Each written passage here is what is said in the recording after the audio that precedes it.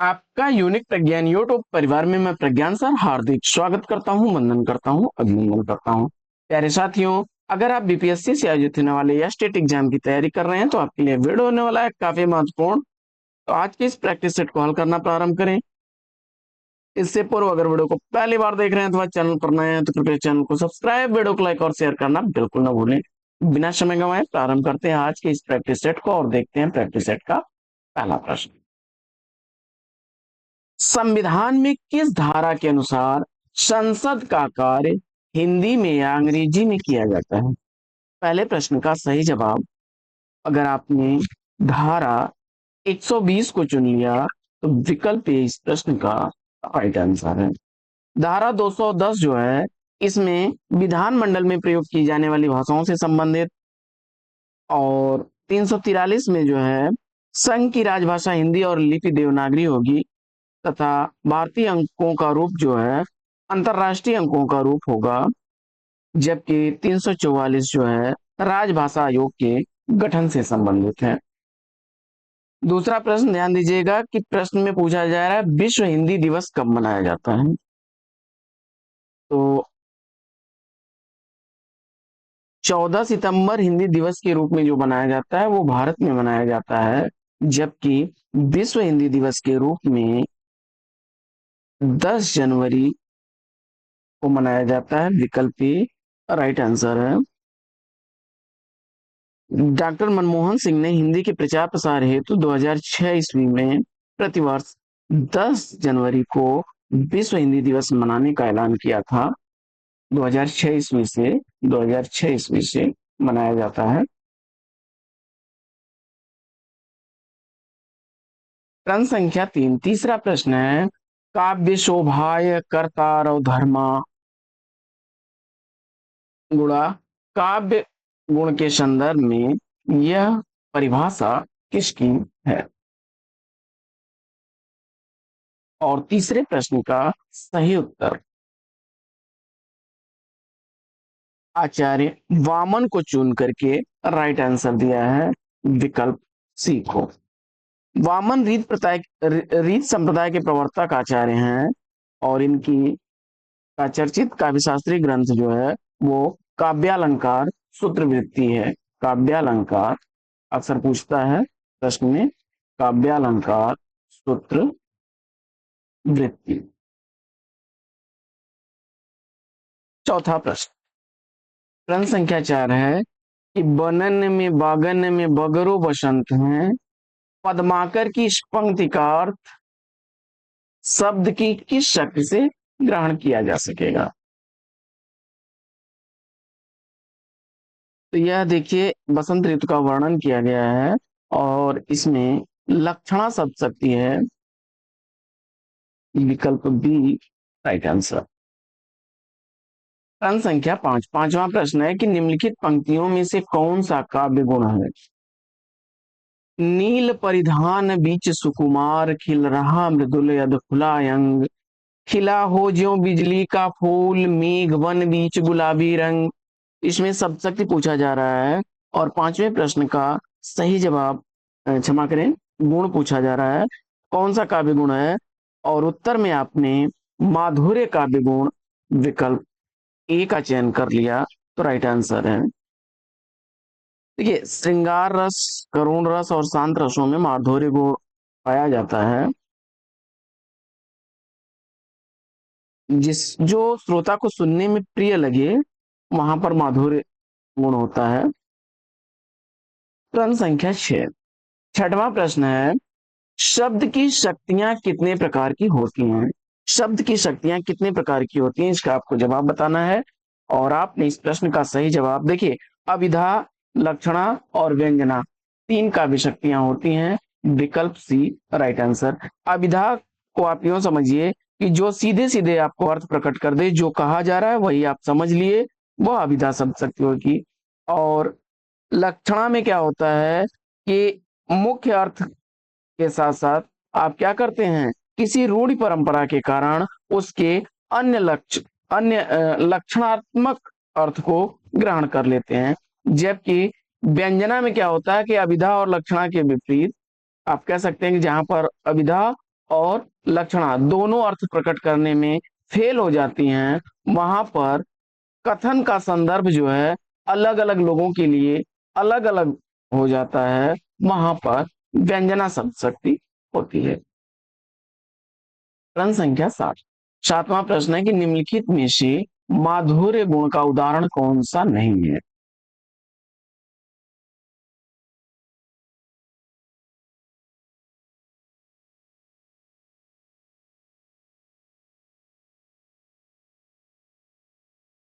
तो प्रश्न संख्या 7 का सही जवाब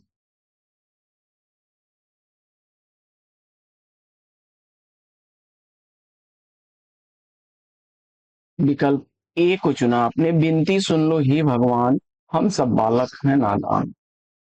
राइट आंसर हो जाएगा आपका।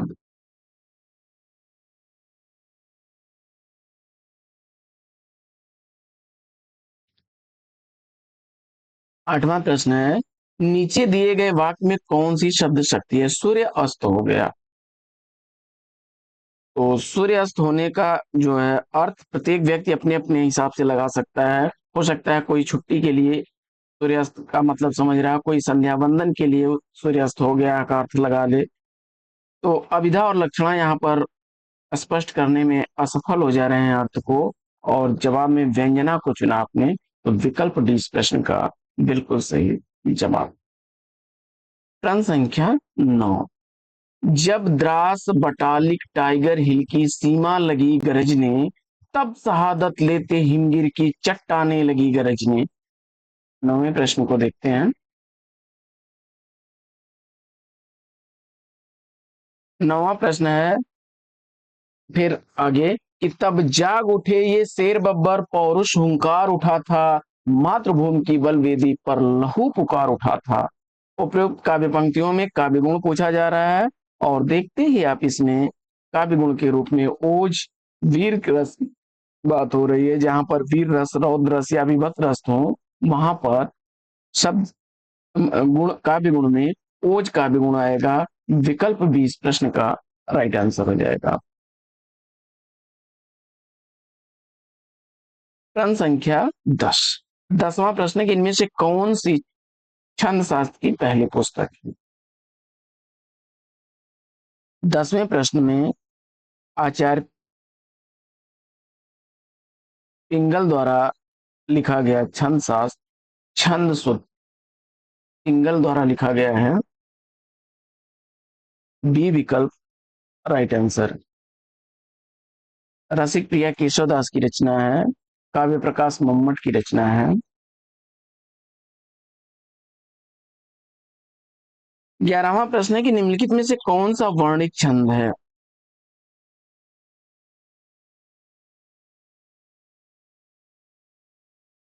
तो छप्पे सोठा रोला, ये तो मात्रिक छंद हो जाएंगे। तो विकल्प सी इस प्रश्न का राइट आंसर हो जाएगा, उपेंद्र बज्रा। 12वां प्रश्न है कि छंद में प्रायः कितने चरण होते हैं। छंद में प्रायः कितने चरण होते हैं। 12वें प्रश्न का सही जवाब चयनित, और आपने 4 चरण चयनित करके सही जवाब दिया विकल्प बी। प्रश्न संख्या 13। 13वां प्रश्न फटाफट हल करिए कि या लकुटे अरु कामरिया पर, राज तुहू पुर को तज डारो, आठों सिद्धि नौ निधि को सुख, नंद की गाय चराय विसारो। इन पंक्तियों में छंद पूछा जा रहा है, और प्रश्न संख्या 13 का सही जवाब आपने किसको चयनित किया। 13वें प्रश्न का राइट आंसर सवैया छंद चुन करके बिल्कुल सही उत्तर दिया है विकल्प बी। प्रश्न संख्या 14। 14वां प्रश्न है कि रहीमन लटपट काट दिन, बरु घामहि में सोय, अछाह न बाकी बैठिए, जो तरु पतरो होय। यह काव्य पंक्तियां किस छंद में लिखी गई हैं। 14वें प्रश्न का सही जवाब चयनित करिए, और इस प्रश्न का राइट आंसर कुंडलियां छंद विकल्प सी को चुन लिया तो राइट आंसर है। रहीमन लटपट कट दिन, बरु घामहि में सोय, छा नबा की बैठिए जो तरु पतरो हो। प्रश्न संख्या 15। 15वां प्रश्न है कि रास पंचाध्याय में किस छंद का प्रयोग किया गया है? रास पंचाध्याय में किस छंद का प्रयोग किया गया है? और 16 छंद उत्तर चुन करके बिल्कुल सही जवाब दिया है विकल्प डी। नंददास रहीम, हरिराम व्यास, नवल सिंह कायस्थ, इन्होंने रास पंचाध्याय लिखी है। प्रश्न संख्या 16। 16वां प्रश्न है कि प्रत्येक चरण में 28 मात्राएं होती है, जिसमें 16 12 प्रयति और अंत में लघु गुरु होता है, तो वह कौन सा छंद होगा? और प्रश्न संख्या 16 का सही उत्तर हरगीत का छंद चुन करके आपने बिल्कुल सही जवाब दिया विकल्प ए। आगे बढ़ते हैं और देखते हैं प्रश्न संख्या 17 को। 17वां प्रश्न है कि द्रुत विलंबित छंद का लक्षण है कि इसके प्रत्येक चरण में होते हैं।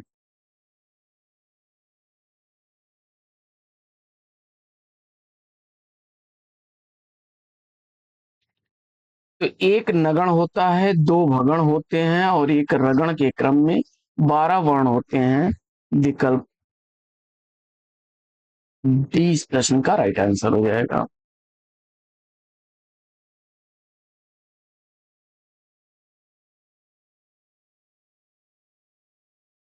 प्रश्न संख्या 18। 18वां प्रश्न। प्रश्न संख्या 18 है, निम्नलिखित में श्रृंगार रस के देश से नायक का कौन सा भेद नहीं है? रस के देश से, श्रृंगार रस के देश से नायक का कौन सा भेद नहीं है? और जवाब में आपने धीर प्रशांत को चुन लिया, तो विकल्प सी इस प्रश्न का राइट आंसर। देखिए, धीर प्रशांत, धीर ललित, धीरोदात और धीरोद्धत, ये भेद जो हैं नाटक के भेद हैं। नाटक के अनुसार भरत मुनि ने नायकों के प्रकार बताए हैं। अगला प्रश्न है प्रश्न संख्या 19 कि भरत द्वारा निर्दिष्ट सात्विक भावों का इसमें से कौन सा समूह सही है? प्रश्न संख्या 19 का सही जवाब।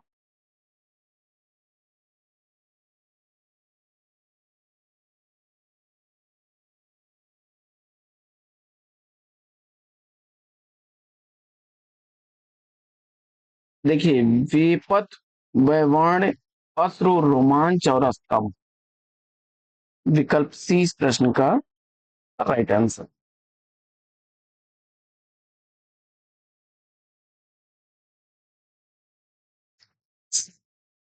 सात्विक अनुभावों की संख्या 8 मानी जाती है, जिसमें स्तंभ, स्वेद, रोमांच, स्वरभंग, वेपत, वैवर्ण, अश्रु और प्रलय। प्रलय। 20वां प्रश्न है कि भाव जिसके हृदय में रहते हैं उसे क्या कहा जाता है? फटाफट आंसर दीजिए। जिसके हृदय में भाव होगा वो क्या कहलाएगा? और आपने आश्रय सेलेक्ट कर लिया, तो विकल्प डी राइट आंसर है। अस्थाई भावों को जो जागृत करते हैं, करने वाले कारण जो हैं वो विभाव कहलाते हैं। और विभाव, आलंबर और उद्दीपन के रूप में दो भेद हैं विभाव के।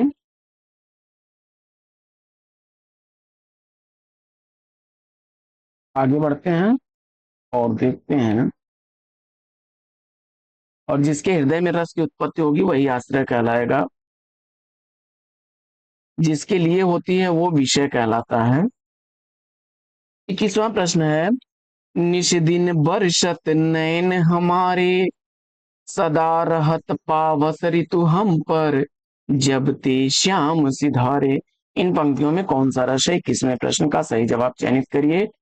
निज दिन बरसत नयन हमारे, सदा रहत पावस ऋतु हम पर, जब ते श्याम सिधारे। इन पंक्तियों में रस के रूप में आपने वियोग श्रृंगार रस बी विकल्प का चयन किया राइट आंसर के साथ। प्रश्न संख्या 22। 22वां प्रश्न है, रति, हास, शोक, क्रोध, भय आदि भावों की गिनती इनमें से किस भाव के अंतर्गत होती है? 22वें प्रश्न का सही जवाब चयनित करिए। और 22वें प्रश्न का राइट आंसर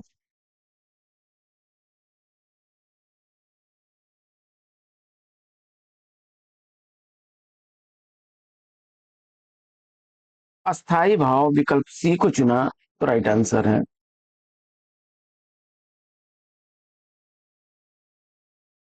प्रश्न संख्या 23 है कि कबहू कहो यही रहनि रहूंगी, श्री रघुनाथ कृपाल कृपा ते संत स्वभाव गहोंगे।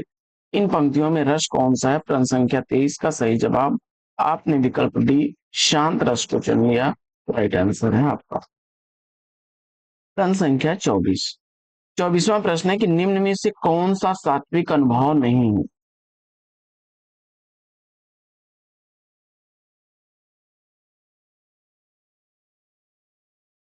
तो दिए गए विकल्पों में विषाद संचारी भाव है आपका,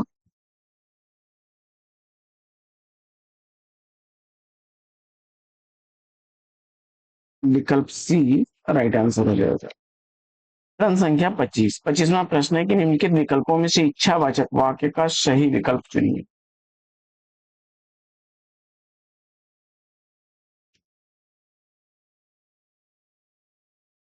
तो इसमें भगवान करें तुम परीक्षा में अच्छे अंक लाओ, विकल्प बी को चुना आपने, तो बिल्कुल सही जवाब।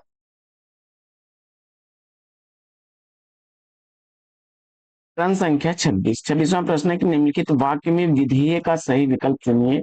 आप कुर्सी पर बैठकर बात करें। 26वां प्रश्न है कि आप कुर्सी पर बैठकर बात करें,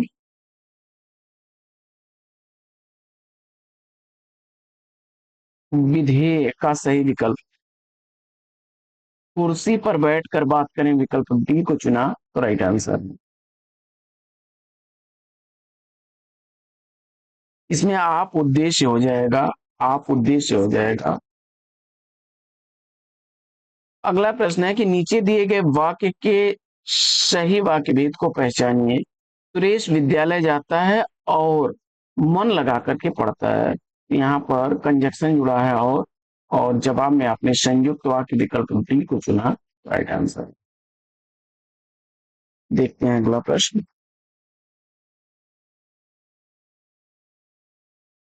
28वां प्रश्न है कि निम्नलिखित में से कौन सा वाक्य शुद्ध है? शुद्ध वाक्य इसमें से पहचान करनी है। 28वें प्रश्न का सही जवाब, आज अवकाश देने की कृपा करी, विकल्प सी राइट आंसर बन जाएगा।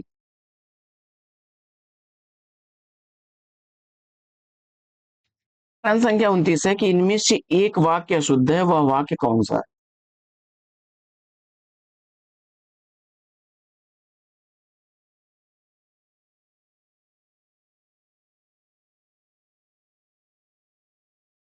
तो इसमें देखिए, मैं अपनी बात का स्पष्टीकरण करने के लिए तैयार हूं, यह जो है अशुद्ध वाक्य है, क्योंकि इसमें बनेगा कि स्पष्टीकरण के लिए, यहाँ स्पष्टीकरण में हो गया स्पष्ट करने के लिए, तो तैयार हूं,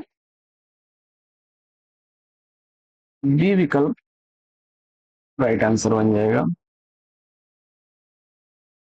आगे प्रश्न है कि दिए गए वाक्यों में से एक वाक्य शुद्ध है, उसका आपको चयन करना है।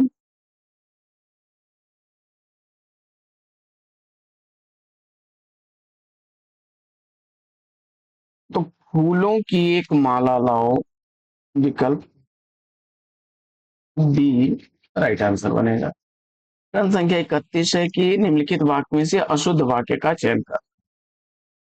31वें प्रश्न में अशुद्ध वाक्य कौन सा होगा?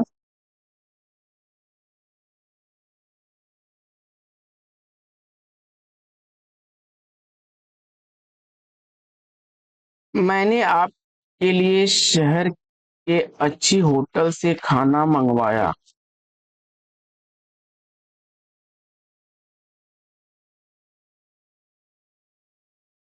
तो शहर की नहीं, बल्कि यहाँ पे बनेगा शहर की अच्छी होटल से खाना मंगवाया।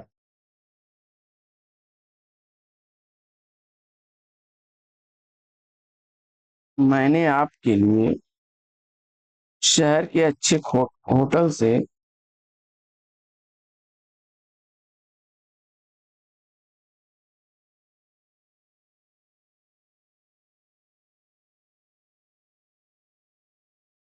खाना मंगवाया। यहाँ पर मंगवाया में त्रुटि है, मंगाया होगा। मंगाया। मैंने आपके लिए शहर के अच्छी नहीं अच्छे होटल से खाना मंगवाया।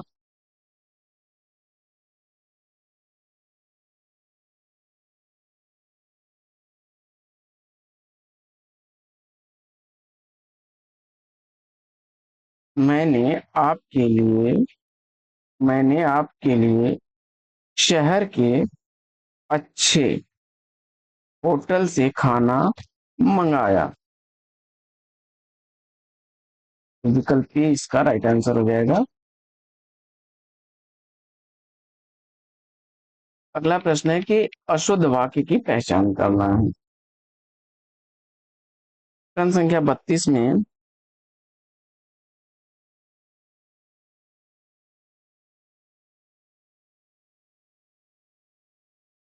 राम ने एक किताब खरीदी। विकल्प ए राइट आंसर हो जाएगा। फिर वही है कि इसमें से अशुद्ध वाक्य चयनित करना है। प्रश्न संख्या 33 में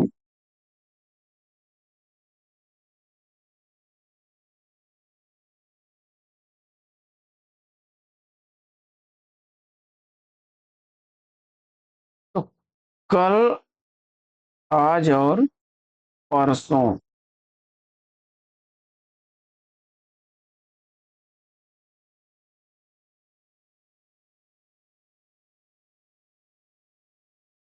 कल,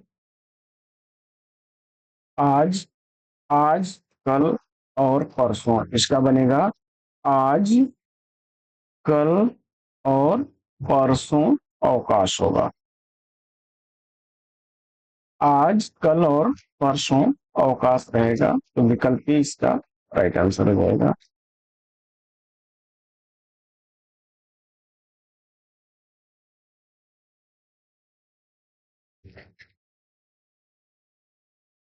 अगला प्रश्न है कि भाई के आते ही वह चला गया।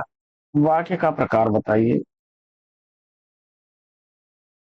यह सरल वाक्य का उदाहरण है। विकल्प सी इस प्रश्न का राइट आंसर।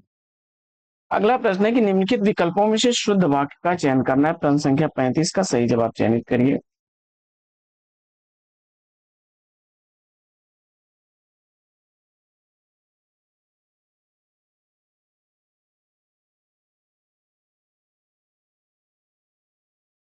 मैंने 3 कुर्सियां खरीदी। विकल्प ए राइट आंसर है। इसमें बनेगा मेरे भाई की शादी के लिए मेरे भाई की शादी के लिए अनेक अनेकों नहीं बल्कि अनेक प्रस्ताव आए।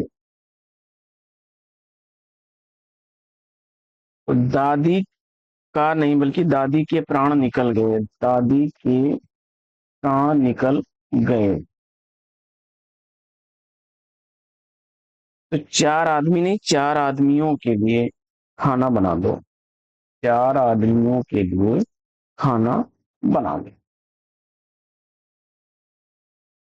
रचना के अनुसार वाक्य कितने प्रकार के होते हैं? प्रश्न संख्या 36 का सही जवाब हैं सरल वाक्य, सरल वाक्य, संयुक्त वाक्य, संयुक्त वाक्य और मिश्र या मिश्रित वाक्य।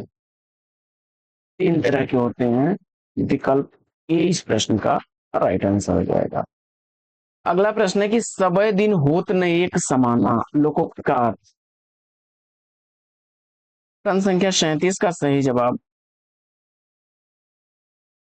समय परिवर्तनशील है। विकल्प ए को चुना आपने, राइट आंसर है। बढ़ते हैं आगे और देखते हैं अगला प्रश्न। प्रश्न संख्या 38। 38वां प्रश्न है कि 9 दिन चले अढ़ाई कोस से तात्पर्य क्या है? 9 दिन चले अढ़ाई कोस से तात्पर्य पूछा जा रहा है। प्रश्न संख्या 38 का सही जवाब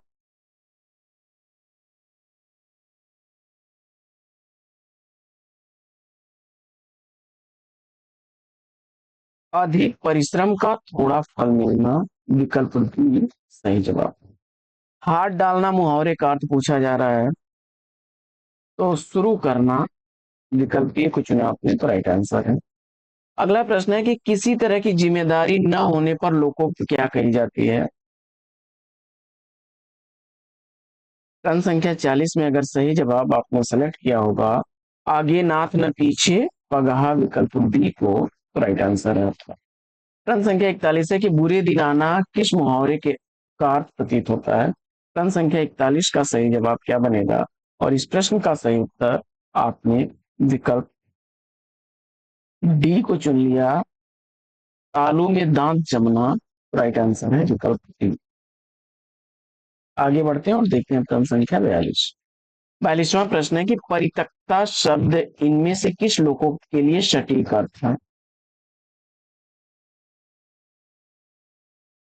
तो वह स्त्री जो पति द्वारा क्या है, छोड़ दी गई हो,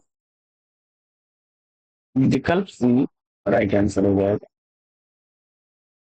अगला प्रश्न है कि निम्नलिखित प्रश्न में चार विकल्पों में से उस विकल्प का चयन करें जो दी गई लोकोक्ति का सही अर्थ हो। अब की अब, जब की जब के साथ, अब की अब, जब की जब के साथ लोकोक्त का सही अर्थ क्या बनेगा?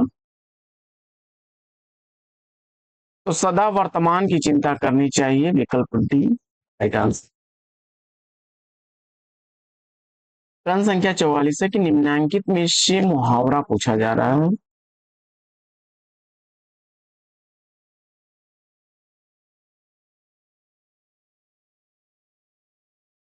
तो भाड़े का टट्टू, विकल्प 20 में राइट आंसर हो जाएगा, जिसका अर्थ होता है किराए पर आदमी रखना।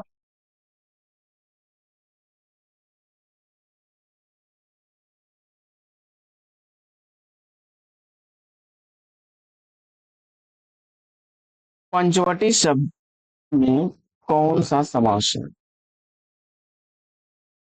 द्विगु समास, बी विकल्प राइट आंसर। प्रश्न संख्या 46 है कि हानि लाभ में कौन सा समास है? और जवाब में आपने विकल्प डी द्वंद्व समास को चुना, तो राइट आंसर है आपका। महात्मा शब्द में समास पूछा जा रहा है। कर्मधारय उत्तर चुन करके विकल्प सी राइट आंसर दिया आपने।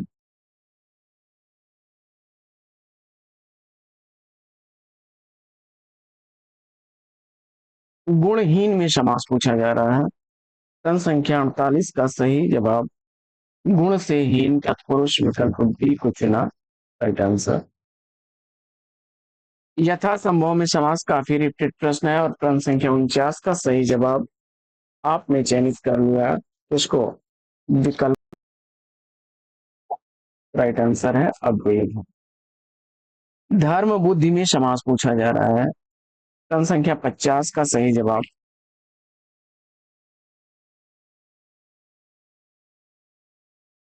कर्मधारय, विकल्प सी को चुना, राइट आंसर है।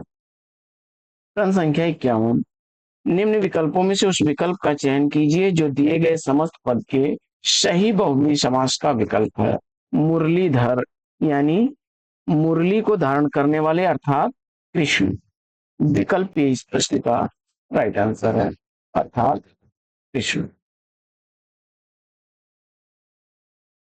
प्रश्न संख्या 52 है कि निम्न में से कौन सा बहुव्रीहि समास का उदाहरण नहीं है? कौन सा बहुव्रीहि समास का उदाहरण नहीं है?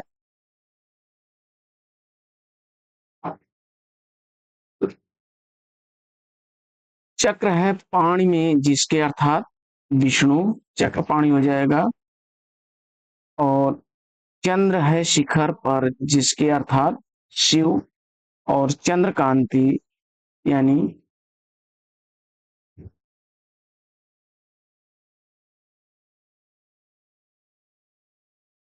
चंद्रमा के समान कांति वाले और राजपुरुष यानी राजा का पुरुष। इसमें तत्पुरुष समास होगा। विकल्प डी राइट आंसर।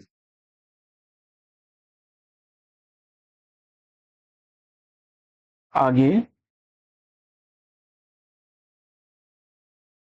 अब इच्छते का संधिविच्छेद पूछा जा रहा है। अपिधन इच्छते, अपिक्षते, दीर्घ स्वर संधि का उदाहरण है अपिधन इच्छते, डी विकल्प राइट आंसर। अगला प्रश्न है कि किस संधि में स्वरों का परिवर्तन य, र, ल और व में हो जाता है।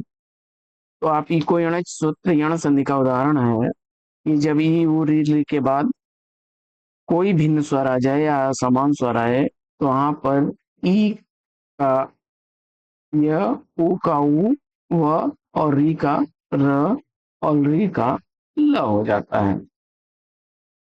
तो यण संधि, डी विकल्प राइट आंसर। अगला प्रश्न है कि इनमें से कौन सा संधि शब्द गलत है।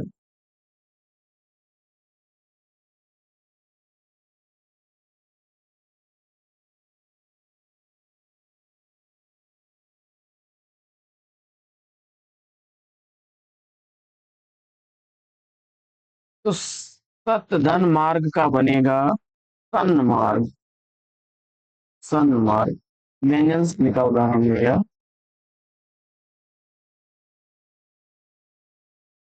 विकल्प डी राइट आंसर है।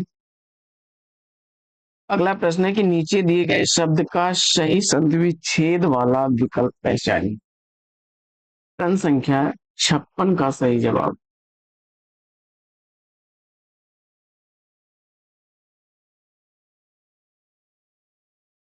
दिक धन अंबर दिगंबर व्यंजन संधि का उदाहरण है। विकल्प इस प्रश्न का राइट आंसर है। आगे बढ़ते हैं और देखते हैं प्रश्न संख्या 57 को कि नीचे दिए गए शब्दों का सही संधि वाला विकल्प पहचानिए। महाधन उर्मी का की संधि क्या बनेगी और महोर में। विकल्प भी इस प्रश्न का राइट आंसर है। आगे बढ़ते हैं और देखते हैं अगला प्रश्न। मतैक में पूछा जा रहा है तो मत धन एक मतैक वृद्धि संधि का उदाहरण है। विकल्प बी इस प्रश्न का सही जवाब। आगे मात्रिक छंद पूछा जा रहा है निम्न में से कौन मात्रिक छंद है। प्रश्न संख्या 59 का सही जवाब। दोहा, चौपाई, रोला ये सब क्या है मात्रिक छंद के उदाहरण है। विकल्प डी इस प्रश्न का राइट आंसर हो जाएगा उपरोक्त सभी। अगला प्रश्न है कि इनमें से कौन सी छंद शास्त्र की प्रथम पुस्तक है। प्रश्न संख्या 60 का सही जवाब। और दिए गए विकल्पों में आपने आचार्य पिंगल द्वारा रचित छंद सूत्र जिसे छंद शास्त्र के नाम से भी जाना जाता है को चुना। तो विकल्प बी राइट आंसर। पिंगल शास्त्र, छंद शास्त्र, छंद सूत्र एक ही पुस्तक है, पिंगल मुनि द्वारा लिखी गई है। आगे बढ़ते हैं और देखते हैं अगला प्रश्न। अगला प्रश्न है कि हम जो कुछ देख रहे हैं सुंदर है सत्य नहीं है, यह दृश्य जगत भाषित है, बिन कर्म शिव तत्व नहीं है। उपयुक्त काव्य पंक्तियों में निम्नलिखित में से कौन सा छंद है। प्रश्न संख्या 61 का सही जवाब।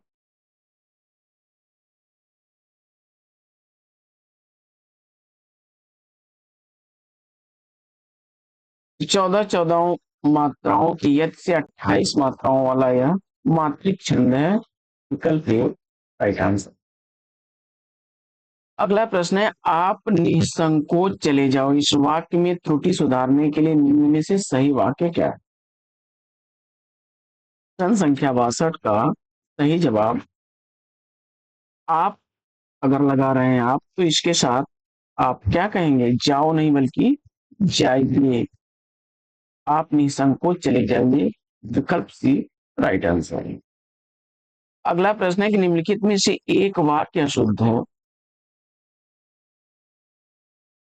और इस प्रश्न का जवाब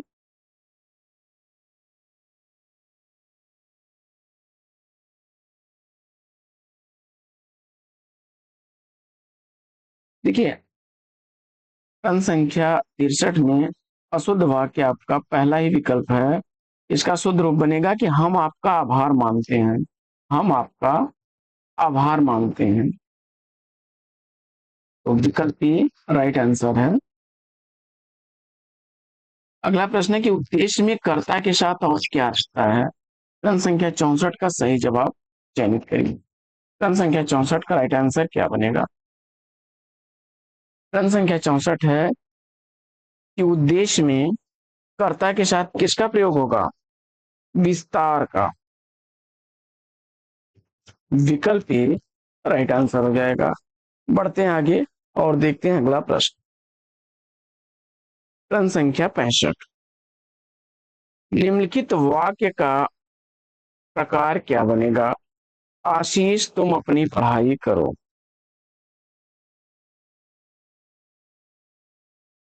यह आज्ञावाचक वाक्य है। विकल्प सी इस प्रश्न का राइट आंसर। अगला प्रश्न है कि बादल घिर आए और बारिश होने लगी। रचना के दृष्टि से यह वाक्य कैसा है। प्रश्न संख्या 66 का सही जवाब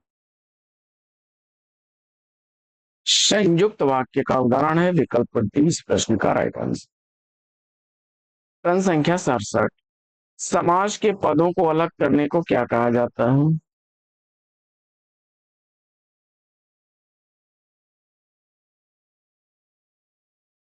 जवाब में आपने विग्रह विकल्प सी को चुन लिया तो राइट आंसर है।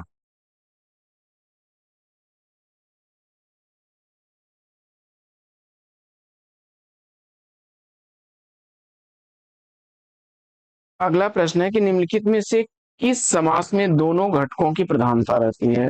यानी दोनों पद प्रधान होते हैं। और द्वंद्व समास उत्तर चुन करके आपने इस प्रश्न का राइट आंसर दिया विकल्प सी। बढ़ते हैं आगे और देखते हैं प्रश्न संख्या 69।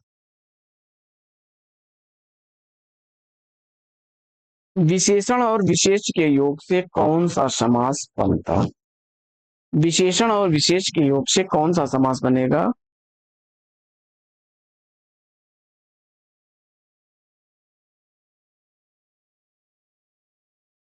कर्मधारय समास। विकल्प सी को चुना आपने तो राइट आंसर। अगला प्रश्न है कि पुरुषोत्तम में कौन सा समास है।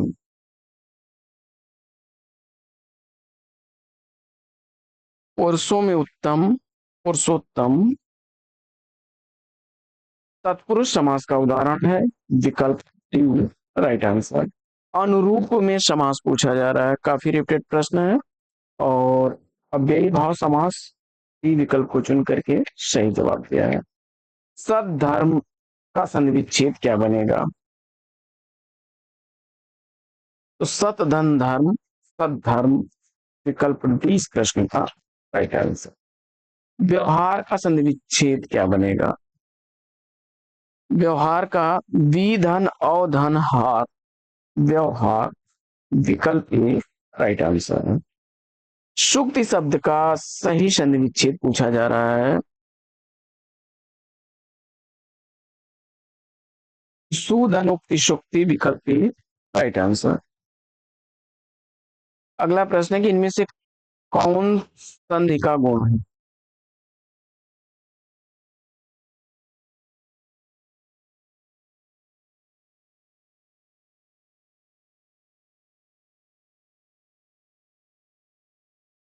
तो संधि में न तो समास होगा न निरर्थक अक्षर मिलेंगे और ना ही इसका अर्थ अलगाव होता है। तो विकल्प 29 का राइट। संधि में क्या है मेल होता है ना। अलगाव कहाँ होता है।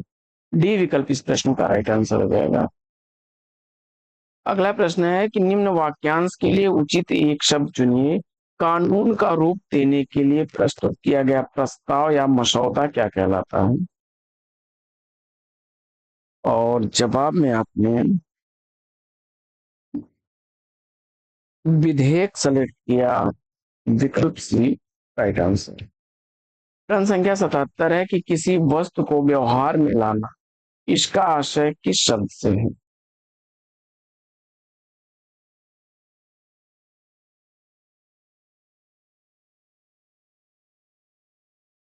जवाब में आपने उपयोग विकल्प ए को चुन लिया। राइट आंसर हुआ।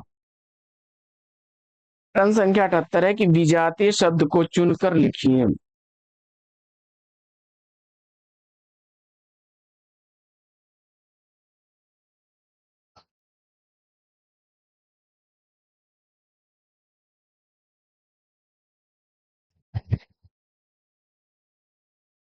प्रश्न संख्या 78 है कि विजातीय शब्द को चुनना है।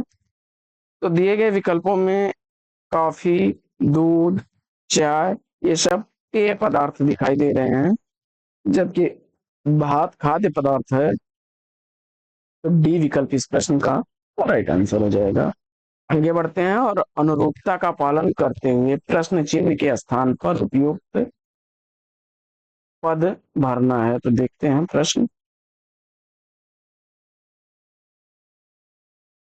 शरीर आत्मा, तो जिस तरह से शरीर का संबंध आत्मा से है, उसी से तरह शब्द का संबंध किससे होगा? अर्थ से होगा। तो विकल्प सी राइट आंसर। अगला प्रश्न, अधिसूचना प्रकाशित होती है। तो अधिसूचना सरकारी गजट में प्रकाशित होती है, जिसे नोटिफिकेशन अंग्रेजी में कहते हैं। विकल्प ए इस प्रश्न का राइट आंसर। हिंदी साहित्य सम्मेलन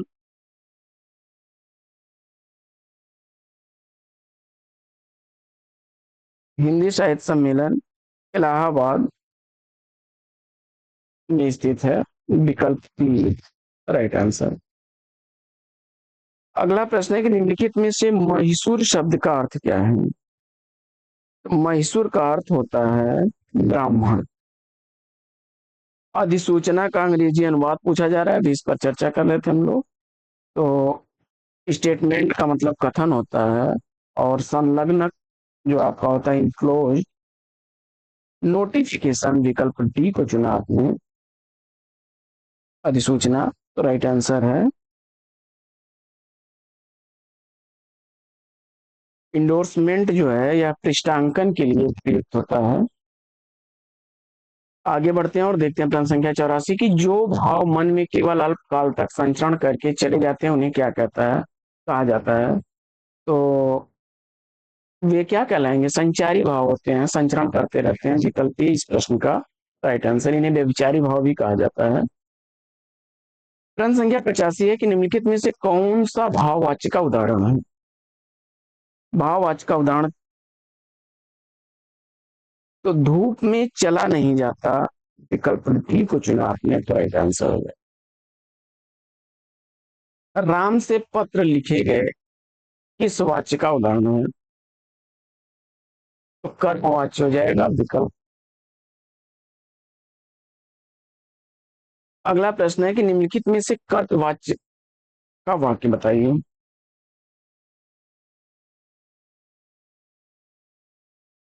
कर्तवाच्य का उदाहरण इसमें है कि तुलसीदास ने रामचरितमानस लिखी। विकल्प ए राइट आंसर। अगला प्रश्न है कि जहां बिना कारण कार्य की उत्पत्ति होती है, वहां पर अलंकार पूछा जा रहा है। काफी रिपीटेड प्रश्न है। विभावना अलंकार विकल्प ए को चुन लिया, तो राइट आंसर है।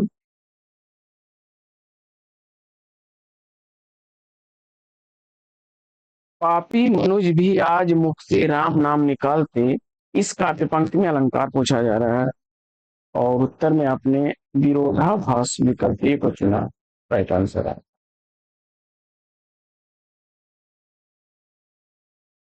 आगे बढ़ते हैं और देखते हैं अगला प्रश्न।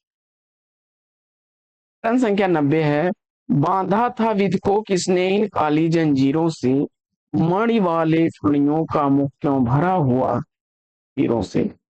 इन काव्य पंक्तियों में अलंकार पूछा जा रहा है। प्रश्न संख्या 90 का सही जवाब अतिशयोक्ति अलंकार विकल्प बी को चुना, राइट आंसर है।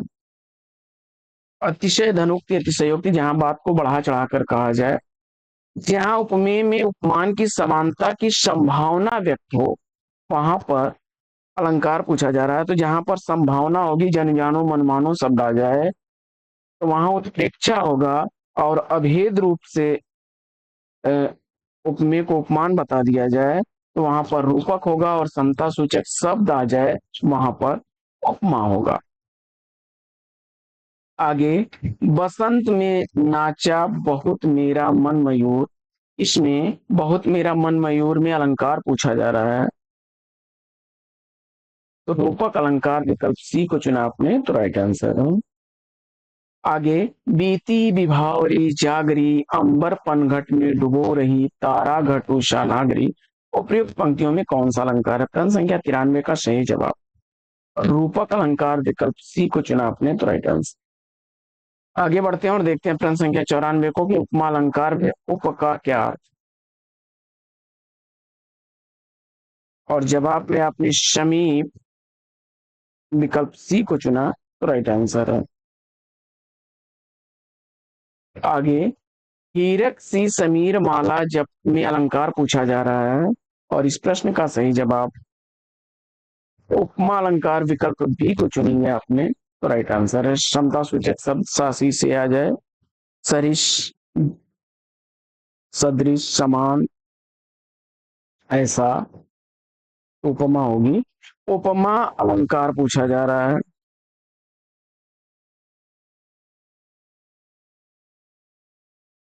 तो भिन्न पदार्थों में सादृश्य स्थापित किया जाता है, विकल्प ए राइट आंसर हो जाए। जैसे पीपर पात सरिस मंडोला। आगे, चारु चंद्र की चंचल किरणें खेल रही हैं जल थल में, अलंकार पूछा जा रहा है, काफी रिपीटेड है, अनुप्रास अलंकार चुन करके इस प्रश्न का राइट आंसर दिया आपने। आगे, अर्थालंकार की संख्या पूछा जा रहा है, प्रश्न संख्या 98 का सही जवाब 45 अलंकार विकल्प ए को चुना, तो राइट आंसर। अर्थालंकार का शाब्दिक अर्थ क्या होता है? क्षमा करें, अलंकार शब्द का शाब्दिक अर्थ पूछा जा रहा है, और आप जानते हैं कि आभूषण विकल्प सी को चुना आपने, तो राइट आंसर।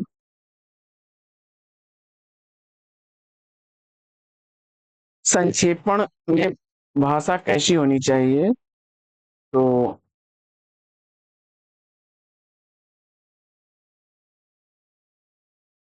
सरल होनी चाहिए, स्पष्ट होनी चाहिए और विशेष होनी चाहिए, लेकिन कठिन नहीं होना चाहिए। संक्षेपण में भाषा कैसी नहीं होनी चाहिए? संक्षेपण की भाषा कठिन नहीं होनी चाहिए, विकल्प सी इस प्रश्न का राइट आंसर है। तो साथियों, प्रैक्टिस सेट कैसा लगा कमेंट्स करके जरूर बताइए। आज के इस प्रैक्टिस सेट में लेना चाहेंगे यहीं पर विराम, फिर मिलेंगे आपसे अगले वीडियो में, लेकिन आपसे ले विदा, उससे पूर्व वीडियो को लाइक नहीं किया तो फटाफट लाइक, शेयर नहीं किया तो फटाफट शेयर कर दीजिए। चैनल पर पहली बार होंगे तो चैनल को सब्सक्राइब करके बगल में बने हुए बेल आइकन से ऑल बटन को प्रेस करना बिल्कुल ना भूलें। फिर मिलते हैं अगले वीडियो में एक नए प्रकरण, एक नया टॉपिक, एक नए अंदाज में, तब तक के लिए लेंगे आपसे विदा। आपका जीवन मंगलमय हो, बेस्ट विशेष बेस्ट ऑफ लक। जय हिंद साथियों।